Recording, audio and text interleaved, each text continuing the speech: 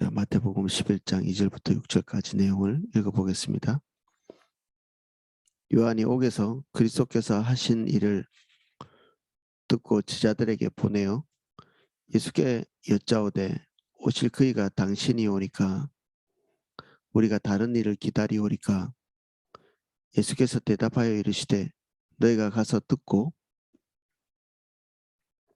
보는 것을 요한에게 알리되 맹인이 보며 못 걷는 사람이 걸으며 납병 환자가 깨끗함을 받으며 못 듣는 자가 들으며 죽은 자가 살아나며 가난한 자에게 복음이 전파된다 하라.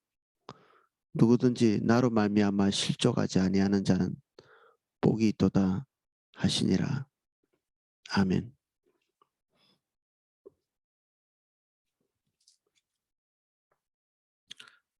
예, 2절입니다. 요한이 옥에서 그리스도께서 하신 일을 듣고 제자들을 보내어 예수께 여짜오되 오실 그이가 당신이 오니까 우리가 다른 일을 기다리오리까. 침례 요한이 헤롯에 의해서 감금된 상태입니다. 거기서 자유를 잃고 이후에 그 헤롯에 의해서 목베임을 당하게 되는데, 그 전에 그가 감옥에 있으면서 예수님께서 하신 일을 접해서 들었을 것입니다. 아마도 제자들을 통해서 들었을 것인데, 그가 생각하고 상상했던 메시아의 모습과 지금 예수님께서 행하고 계시는 그런 일들이 일치가 잘 되지 않는 거죠. 사실 침례 요한이 그가 메시아임을 사람들에게 알린 장본인인데, 그가 가지고 있는 그 기대, 생각, 이것과 예수님의 실제적인 모습이 달랐던 걸 볼 수 있습니다. 그래서 그가 마음속에 가지고 있던 그림과 다른 예수님, 그분이 맞는지, 아니면 그가 또 다른 메시아를 기다려야 되는지, 기다려야 됩니까? 이 말은 굉장히 적극적인 또 다른 이 사명을 이렇게 나타내기도 하죠. 것입니다.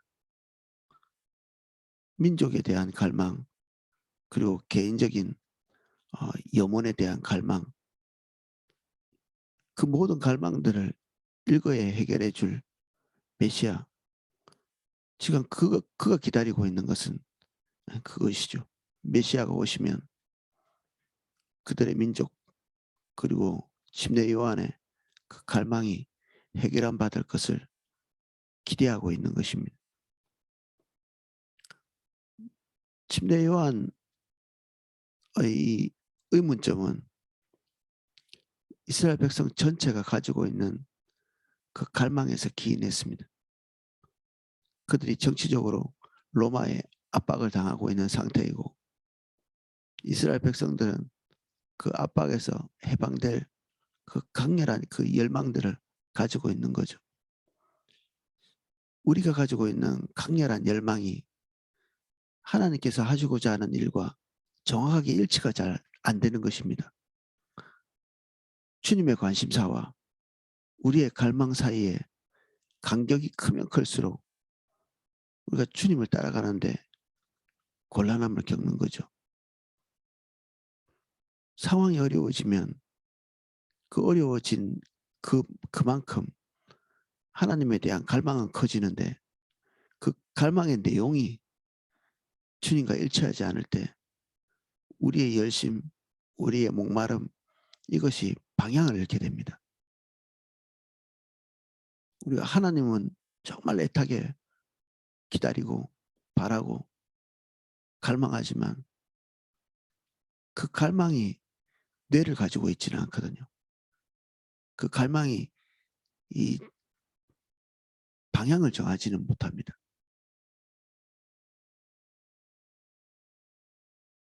그 방향을 정하는 것은 하나님이시고, 그 방향을 가지고 있는 것은 성령이시고, 주님이고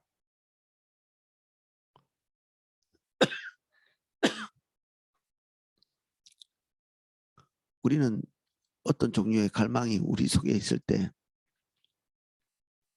그 갈망에 우리의 모든 관심사가 집중되고 그래서 하나님께서 우리를 어디로 인도하시는가 이것은 옆으로 제쳐두고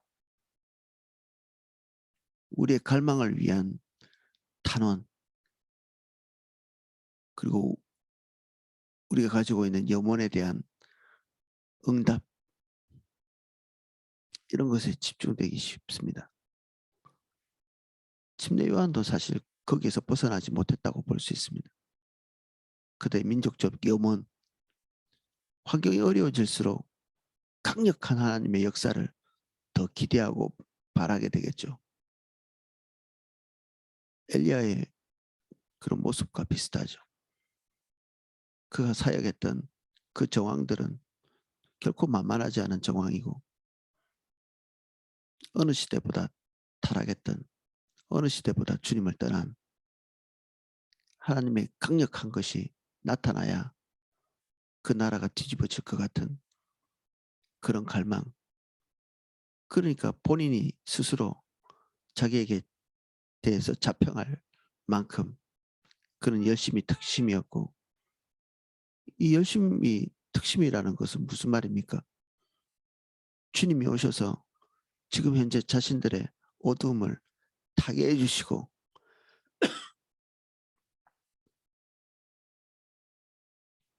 그가 목말라 하는 그런 새로운 일들 그러한 것들을 하나님께서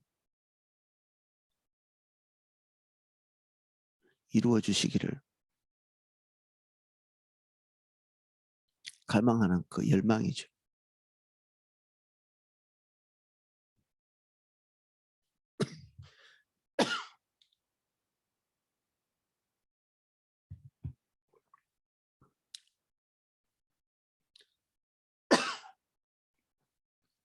사실 자평할 때 하나님에 대해서 열심히 특심이라고 엘리야는 얘기했지만 우리가 곰곰이 엘리야의 모습을 따져보면 그가 그 국가에 임할 하나님의 손 그리고 그가 눈으로 보고 그 피부로 느끼고 있는 그 목마름을 해결해 줄 그 하나님에 대한 기다림이죠. 그 해결을 위해서 하나님의 강력한 역사를 기대하고 사모하고 근데 우리가 충격적으로 우리가 받아들여야 되는 것은 그 강력한 역사가 국가를 바꾸지 못하고 그의 마음에 있는 모든 그, 그 갈망만큼 넘치게 채울 하나님의 강력한 역사가 나타났지만 실제적으로 근본적인 이스라엘 백성들의 마음의 자세를 바꾸지는 못했죠. 그 이후에 엘리야는 중대한 내적 붕괴를 경험합니다. 내적 붕괴.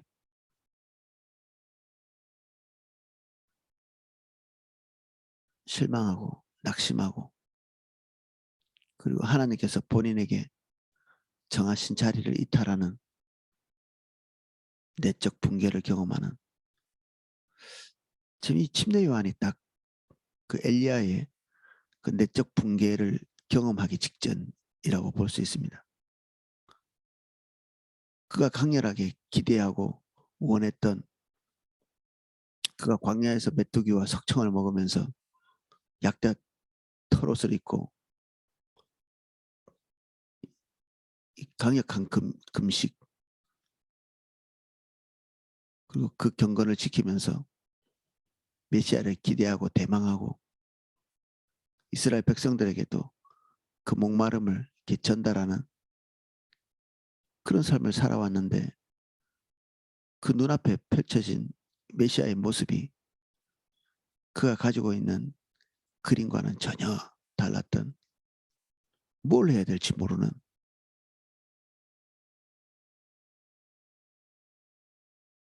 이미 어쩌면 이 감옥 안에서 자기가 뭔가 해볼 일이 전혀 없이 된, 상황이 개선되기보다는 더 나빠져가는 자기 주변이.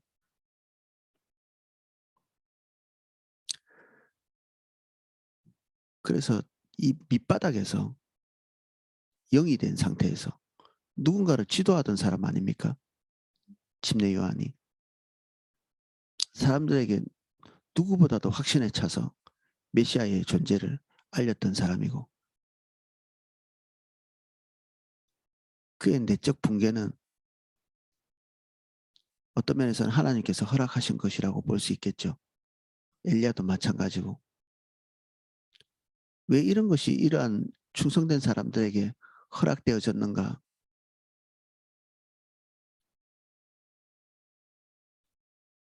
그들이 방향을 잡아야 될 더 정확한, 그리고 면밀하게 방향성을 잡아야 될 어떤 순간이 찾아온 거죠.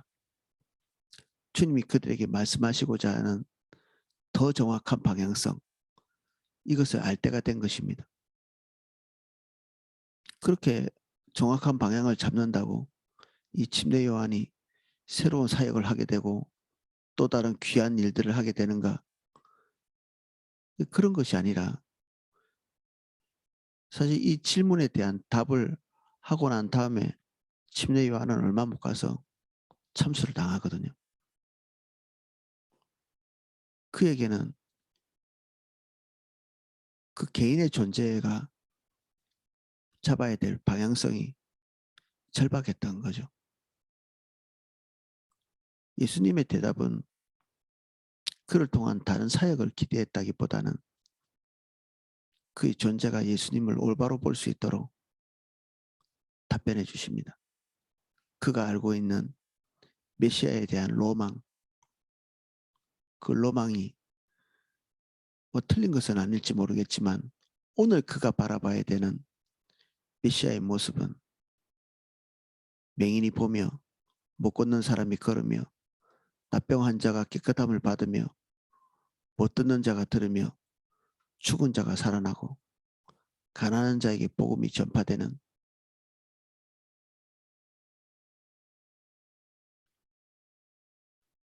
이 시점에 예수님께서 오셔서 이스라엘 백성 가운데 행하셔야 될 일들은 이것이죠. 예수님께서 말씀하신 것도 이사야의 예언에 기록되어 있는 것이고, 침례 요한이 기대했던 그 완전하지는 않을지 모르지만 심판주로서 강력한 그 왕으로서 오시는 예수님도 다 선지자의 예언 속에 기록되어 있는 내용입니다. 침례 요한의 바람과 기대도 성경을 기반으로 하고 있었고, 예수님께서 말씀하신 이 말씀도 다 미리 예언된 예언자들의 그 예언 속에 포함되어 있는 것인데, 오늘 우리는 우리와 함께 하시는 예수님의 의미를 명확하게 이해하는 것, 이게 파가죠. 우리는 교리적으로 얼마든지 이런 얘기도 할 수 있고 저런 얘기도 할 수 있지만,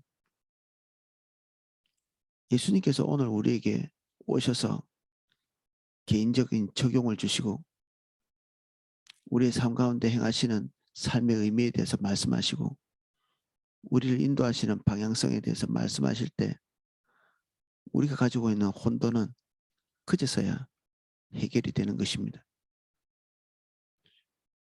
메시아가 오시면 당연히 이런 방향으로 우리를 인도하실 것이다. 이게 그의 염원으로부터 출발한 빗나간 부분들, 우리도 똑같이 우리의 염원이 예수님에 대한 올바르지 않은 방향성을 갖도록 만들어주기 때문에 우리는 다시 하나님께 나가서 우리가 가지고 있는 이 염원들을 내리고 주님이 우리에게 말씀하시는 올바른 메시아에 대한 방향성을 들어야 되는 거죠. 배우고자 하는 자세, 우리가 친례 요한으로부터 배워야 되는 가장 중요한 덕목입니다. 내 생각과 내가 가지고 있는 방향성, 나의 목마름, 이것을 떨쳐내고 주님께서 우리에게 말씀하시는 것을 듣기 위해 나간 자세가 겸손한 것입니다.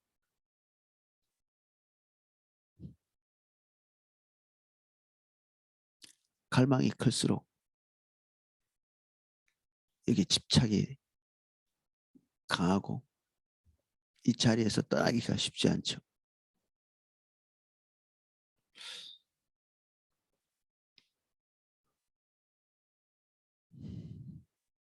누구든지 나로 말미암아 실족하지 아니하는 자는 복이 있도다. 예수님이 우리를 실족하게 하시지는 않죠. 우리가 알고 있는 예수님에 대한 생각이 올바르지 않을 때, 올바르지 않은 방향성을 가지고 있을 때 우리는 진짜 예수님께서 우리의 삶에 오셔서 하셔야 될 실제적인 일들은 몽땅 다 놓치고 우리의 종교적인 테두리만 남아있는 그런 사람이 될 수 있습니다. 이건 사람들의 평판에 달려있지도 않고 내가 기원하는 것들이 이루어진다고 해서 이것이 올바로 가는 것은 아니거든요. 주님이 나와 함께 하셔야 될 이유를 다시 묻고 예수님이 내 삶에 어떤 의미로 오셔야 되는지 재확인하는 그런 저와 여러분 되시기를 예수님 이름으로 축복합니다. 오늘 여기까지 살펴보겠습니다. 기도하겠습니다.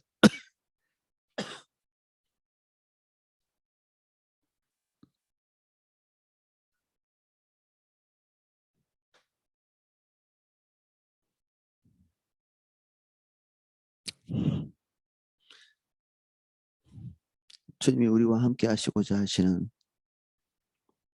그 예수님의 모습이 우리에게 온전하기를 원합니다. 우리가 기대하는 예수님이 아니라 예수님께서 우리와 함께 하시고자 하시는 그 하나님의 목적이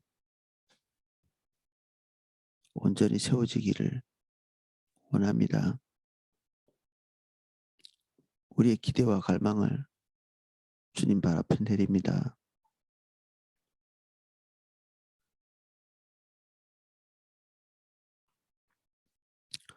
우리 마음 안에 있는 모든 종류의 낙심들을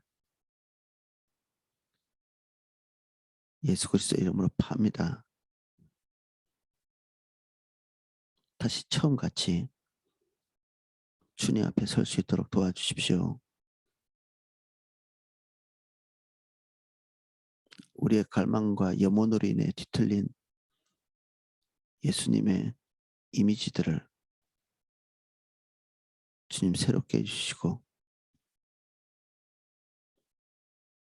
내가 기대하는 하나님이 아닌 주님이 우리에게 계시하신 그 하나님 바라볼 수 있도록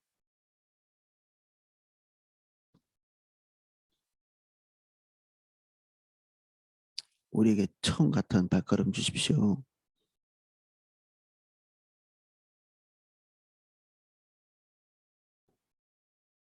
내적인 붕괴를 경험하고 있다면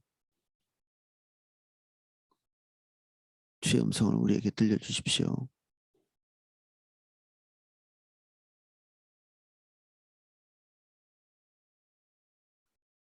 우리가 그 말씀 위에 서기를 원합니다. 우리 한 사람 한 사람에게 찾아오사 주의 음성을 들려주십시오.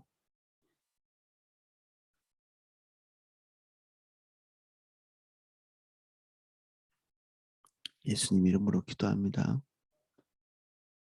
아멘.